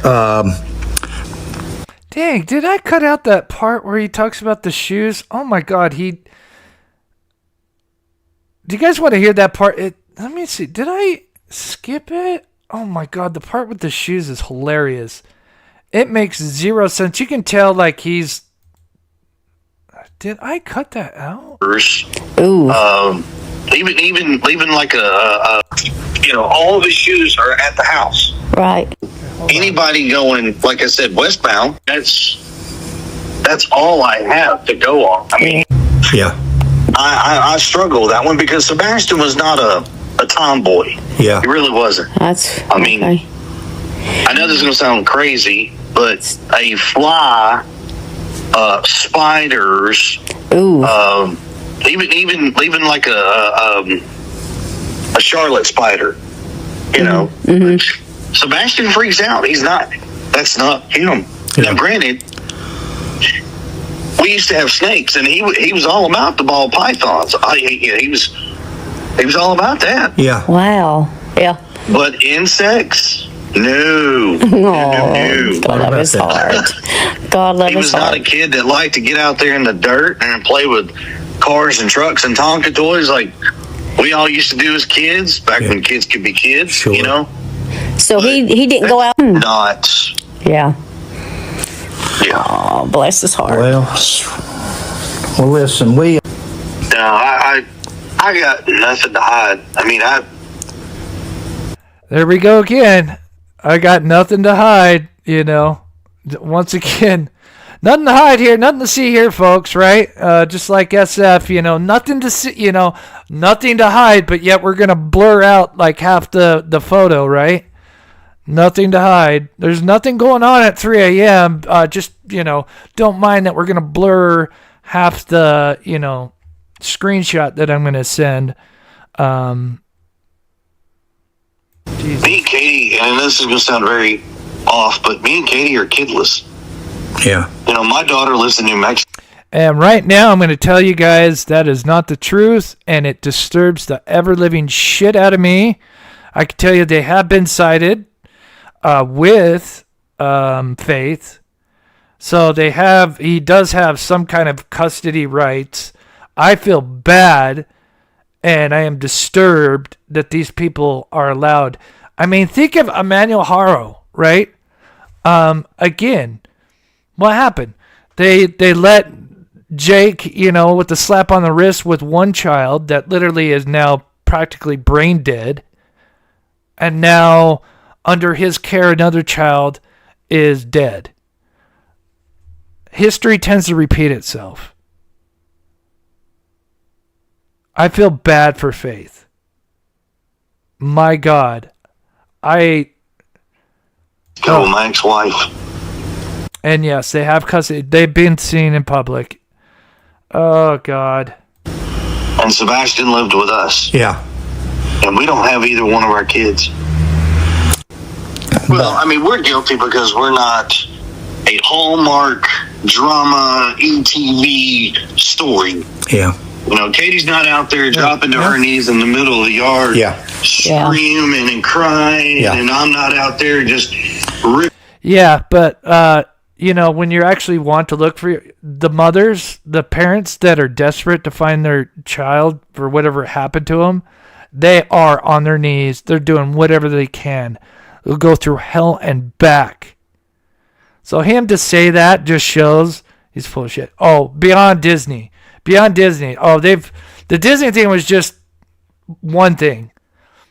No, Faith has been, it's disgusting. I am super worried. Putting everybody's heads off and like, just like, that's not me. Yeah. But don't get me wrong. I have that side. Yeah. Well, I just wish you the best. And if we can ever do anything, we're a phone call away. On a funny note, you know, Katie didn't understand when somebody brought it up to us that y'all were looking.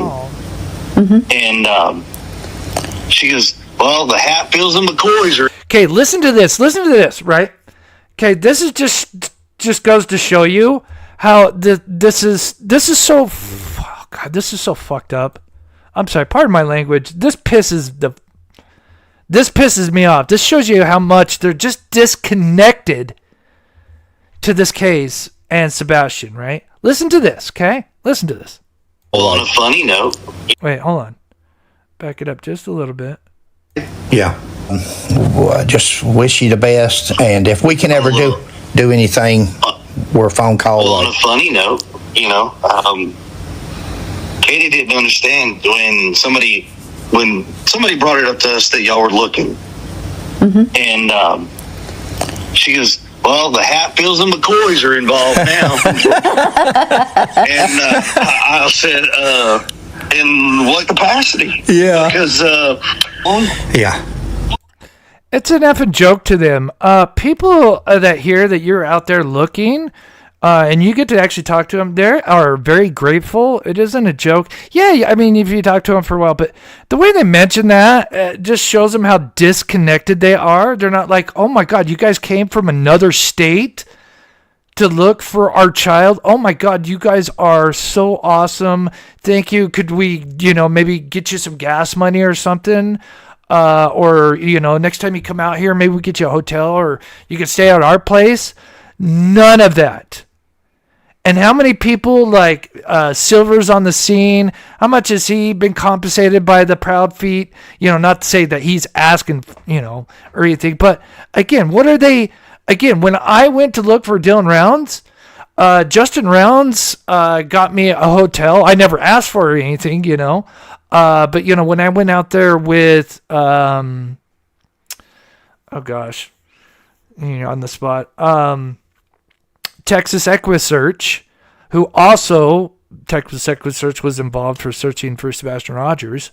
When I went out there and decided to, because sometimes I'd just go out there for the day, but sometimes we'd go out there, for a couple of days, and so we'd stay at a hotel or a motel, whatever.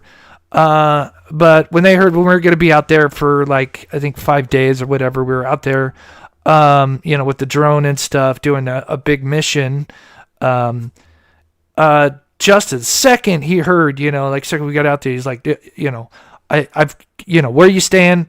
I've got you, we're going to be staying here. If you want to stay with us, I've got it taken care of. Right.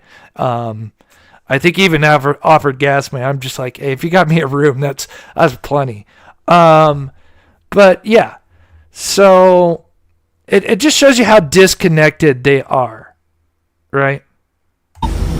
I can't wait. I can't wait to hear the apologies. Now, will we ever get them? Probably. If you ever, you all talk, and if you ever want, we're here. We would do anything we can for you.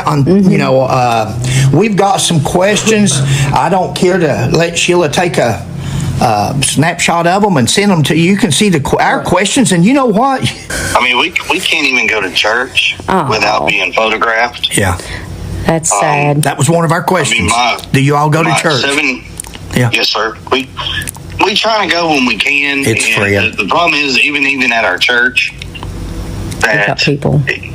You would think that people are supposed to be there for the right reasons. Yeah. And unfortunately, they might be, but they still need to do a lot of digging and a lot of searching to find the goodness. Yeah. Because people go online as soon as church is over. They were at church today. How dare they show their face? How dare you? Yeah. And what gives you the right to say that? I can't be at church. What gives you the right to say that? Yeah. I arrested a guy's son one night for DUI. We don't know. Yeah, we're the same way. So but like I said, when we're out searching, we've got that PI Steve Fisher. He's with us. We got a couple of locals who we trust. They go out looking with us, and like so, most of.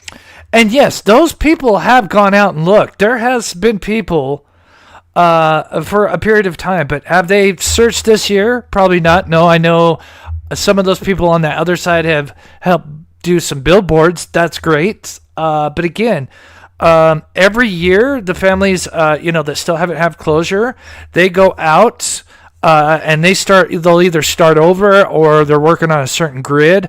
I have heard nothing zilch about any searches. And trust me, there's plenty of people that I know that are out there that not just in the neighborhood, but around that area. Because, of course, this is such a big case, and there is zilch going on. What does that tell you? Actions speak louder than words. But there is one guy trying to do something, and we'll show him. But, yeah, we got about half an hour more here, and then we'll finish up, guys. And we'll read some chat here as well. We all have drones. Sure. So, and we all try to utilize whatever sources we got to do whatever searching we can. Well, listen, we're going to let you get off here, and it's been great talking to you. You know what we'd like to do, so if you and Katie ever decide, you give us a call or a text, and we're at your convenience. Anytime you need to, sir, like I said, reach out. So, of course, if you don't know, so they put this out, and then they said, they spoke with Chris a little bit more, because they wanted to go and, and interview them at their home. And they wanted to talk to Katie because, where the hell is Katie, right? Why is Chris speaking? Katie, when Sebastian went missing, it was under Katie's care, not Seth's, not Chris, Katie's. Why in the hell are we hearing Chris's voice? I'm so tired of his voice. I'm so sick of him. Why isn't Katie out here sticking up for her child, her firstborn child? Where is the mother? Right? It's vacation time for her, right? She doesn't have, that's how I feel. I'll be talking to Katie here in a little while. Probably when I get off work. And then that way she'll let me know, and we'll discuss it, and she'll probably be up for it. Sure. She'll love Sheila. We're praying for you all, so. You tell her that Sheila's got her in her prayers, both of you. I haven't stopped praying. Yeah. Thank you so much. We need it all. Children's Day coming up on Sunday. He is raising his voice and No, but again, actions speak louder than words. So what has happened since the 1-year anniversary and that phone call? demanding urgency. News 2's Caitlin Quisenberry is Who has been out the Sumner there County Sheriff's Office where fighting Sebastian's for father Sebastian? made an emotional plea today. Caitlin. Sebastian's biological father, Seth Rogers, was deeply frustrated when he spoke with me. He fears the case is going cold. My son's been missing for 15 months, and they don't care. Sebastian disappeared in February last year. He was just 15 years old. Initial search efforts involved local police, the TBI, and the FBI. But those physical searches have since shifted to focus on the investigative side. The last press conference on the case was more than a year ago. I would love to see them actually conducting more searches. I'd like to have some communication on the tips that have come in just with me, so that I know that when a tip comes in, I'm not following up on what job they're supposed to do. Seth says only one detective is actively assigned to the case and that he is often left to chase down the same leads, also sent to law enforcement. We need more than just one set of eyes on this case, but it all falls on my shoulders to ask. Where's Chris and Katie? No, they were probably in Disney World. And I can tell you, well, I don't want to be too specific, but I can tell you they were out with Faith. It's disturbing to hear what I'm hearing about them having faith, and it sounds like they may have more custody than I originally thought, which disturbs the shit out of me. Thank you, Runs with Scissors. God bless you. And June, thank you so much for the $1.99. God bless. Let me show you what a real parent does. Obviously, like this one here. People to help find my son. We demand answers. Amount of work has been done. If I had any advice for Seth, I'll give it here in just a second, and then we'll recap. So here's the lovely couple. I did put the link to the video a bunch of times in the chat, and it's in the description as well. Yes, I believe they did do a follow-up video talking about what has happened since. I think they did try to reach out. I think they even said, like, yeah, we thought we had seen. There was like a possible sighting of Sebastian, and they sent it to Chris because they still have his phone number. He did respond, said, no, it's not him, but still, no face-to-face, right? His little heart. We had asked questions. A lot of it, you guys. Put it in your comments. Put it in our comments. If you're, I won't do that. Yeah. Devil's advocate here, Chris and Katie. Unusual statement. And I love them. They're very honest. They're very, right down the middle. They don't want to be one side or the other, and I love that. So here is what a real mother does.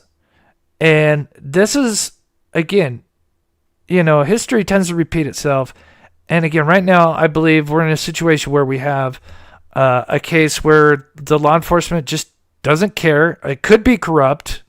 I hate using that, but I do think there is corruption in this case. But with Dylan Rounds, they literally had the agency that was originally on the case literally just fucked up and literally let the killer, they didn't know, for the first, while, they didn't know what actually happened to Dylan Rounds. But then they would learn that he was murdered by one of the only people out there in the desert where he was at. But here's Candace Cooley, and here's just the last part here. And here is what a mother would be doing. If you were, innocent. There for about an hour and a half, and he left. They left us. Yeah, I mean, that's so disturbing. That's so disturbing to hear, Ken. Sorry, oops. Close friends and family helping us. We had no guidance from Box Elder. We had they did a good job, but by the next day, when they come out and the sheriffs and everybody came back out, it was around 2, 3 in the afternoon. They called it. They literally left our family out in the desert to figure out what happened. Oh my gosh. They called it and left. We did not have another search and rescue team out there until Friday, which would have been the 3rd, and that was Weber County. And then from there, they left us again. Saturday, June 4th, we had about 250 people out there from the public and close friends and family helping us. We had no guidance from Box Elder. We had no help. We had one person from the sheriff's office out there for about an hour and a half, and he left. They left us. Yeah, I mean, that's so disturbing. That's so disturbing to hear, Candace. I'm glad the FBI is involved now. Yeah. Boom. Right there, Candace. Now, I think she was able to get the FBI because it was kind of state, state issue. It was right on state lines. So maybe they got lucky with being able to get the FBI involved in there. Again, I'm not an expert in all that. But again, a case where they had Box Elder, and they messed up. Weber County kind of came in. FBI, of course, was there kind of in the beginning as well, but they were just in an assisting role. Then Weber County, the neighboring county, kind of started taking over. And then they started working with the FBI, and then they got serious, and then they found James Brenner. They, did a background, found out he had an outstanding warrant, and he was the one that killed her son. And then eventually they found the phone, which had, luckily, video evidence of him after he murdered her son, and it was one of the most damning pieces of evidence. And then years later, they were able to get Brenner to show where he had buried her son. But she had been fighting for years, doing interviews every day. Oh my God. And even when we were out there searching, you could tell this poor lady was exhausted, but she was fierce, and she was not afraid of anybody or anything. If it got the attention of the case, she was all for it. Bad press, good press, didn't matter. And the one thing I would say is, if I was Seth, and if Seth is watching this, I know he's out there doing, apparently he's doing, kind of a protest at the police station, whatever. I think, that's amazing. I think if he can, he needs to do more interviews if he can, with news, because right now it's, the 1.5 year anniversary, whatever. I think he needs to do as many interviews as he can make time for. Keep it going. And people will start to see that he's out there, fighting for Sebastian. And then you've got Crispy and KK, literally, they're gone, right? Because of course they're not going to be out there. Right, they'll do the 1 year anniversary, the 2 year anniversary. It reminds me of the John Benet Ramsey, with the father, John Benet. You'll see him every 5 years. I think he waits 5 years to do an interview. I personally, I don't think he killed his daughter. I think the son did. I think it was an accident, but I think John knew, and they all covered it up. But it's so weird, he just disappeared. Anyway, sorry, I'm getting sidetracked. But anyway, yeah, that's my advice for Seth. But yeah, very interesting interview. Some very shocking things. I did, again, if you want to listen to yourself, the link is in the description. I'll put it one more time. This is the channel. It's called Hatfield McCoy Museum. Let me put the link to it here. If if you want to go listen to it yourself, because they obviously, there is a lot more, I didn't play the whole video, of course. That's about a 2-hour video. The interview or phone call, I think, is about 30, well, no, it's about 45 minutes, about an hour. But then they break it down, their thoughts. And then they did a video yesterday kind of talking about, what they've kind of, the attention this video has gotten, and their thoughts and what's happened since this interview, I guess you should say. Devlin Tate. Let's do that real quick.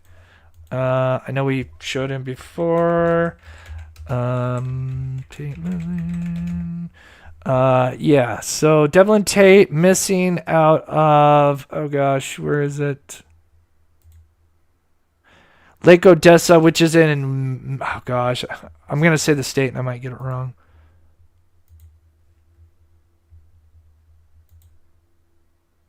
We get a good one here. Michigan, right? Is it Michigan or what? Yeah, it's Michigan.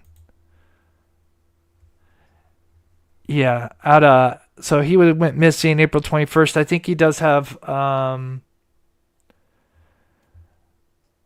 Devlin was last seen at the Carl's Supermarket in Lake Odessa April 21st. Anybody watching in near Michigan? This is that's kind of cool. It's got the interactive map. That's awesome. I think that's awesome. He's just 18. April 21st of this year, he went missing in the morning.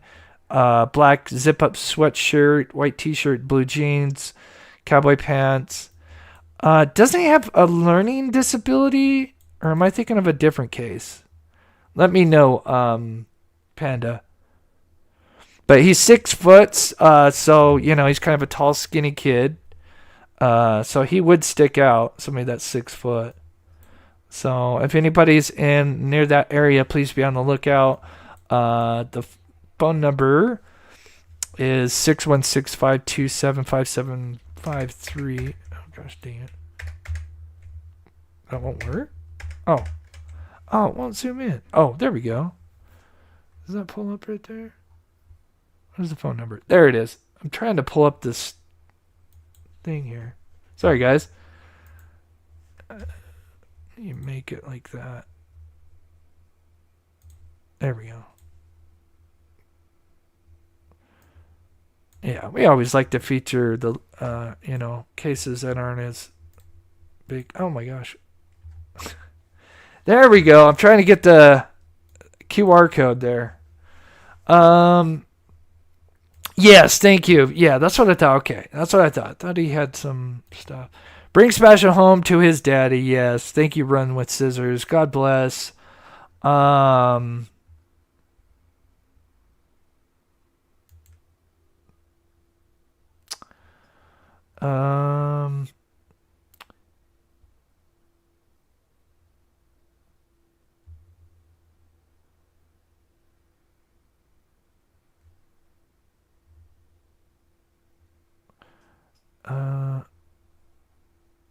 Yeah, just reading chat here. Without LRP footage, wouldn't they pull footage from homes and businesses westbound? Yeah, I mean, yeah, I would hope so. I would hope they would grab as much as they could. If you're local, Seth, could you use your support in front of... If you're local, Seth, could use your support... Oh, I see what you're saying. If you're local, Seth could use your support in front of the local Sumner Law Enforcement Department. Please stop by. He will be there till Friday. Blessings. Thank you, Sharon Marlowe. Okay, so he's going to be there till Friday. Again, actions speak louder than words. You got a stepfather who is literally going to be walking, doing a peaceful protest in front of Sumner County's Law Enforcement Department because he just believes that. Again, we're a year and a half into this case, and there's no updates. And can you imagine? This case will be solved. And could you imagine how big, and whoever, has, the tip that helps solve this case, or the detective that helps break this case, how big it's going to be. And then, you do have the rewards on top of that if it is somebody, that does have, information, footage. Yes, I would encourage him, because I'm just thinking of what Candace did. And I mean, she just flooded YouTube and the news outlets, and it just kept snowballing, with Joan Rounds. And then there was other cases that kind of started to overtake it, but she still fought, right? So, oh, awesome. Yeah, I love Silvers. I would love to maybe have Silvers on one day. I know I've been asked to go on some other channels, and hopefully if I'm feeling better, I'll do that. I apologize if you've emailed me and I haven't got back. My health has been kind of back and forth, unfortunately. All right, guys, I'm going to leave it there. Prayers for the family, and thank you everybody so much for coming in and watching with us. Making sure I got everybody. Thank you to my wonderful mods, Jennifer and Jazz, Sensei. God bless you, sweetheart. You guys are amazing. And tomorrow, the Emmanuel Haro press conference is going to be tomorrow, so we'll probably go live with that. So that's what we'll probably have next. And then I need to do a members live, so I will do that. Oh, I'm going to watch that. Thank you, Kathy. Yeah, I think she did do a video on that. Yeah, it'd be interesting to see what she said. If Seth is watching, I need to speak to Seth. Yeah, I don't know. He might be. He's probably, if he's, yeah, who knows? They would be 1 hour ahead of me. Yeah, who knows? He probably came home and probably taken a nap or, eating dinner or something. I don't know. But thank you guys. God bless. We will see you guys tomorrow. Good to see you, me, Lily, Panda, Kelsey, Michelle, Gypsy, Joan, SL, Rob. I wish I could mention everybody. God bless you guys.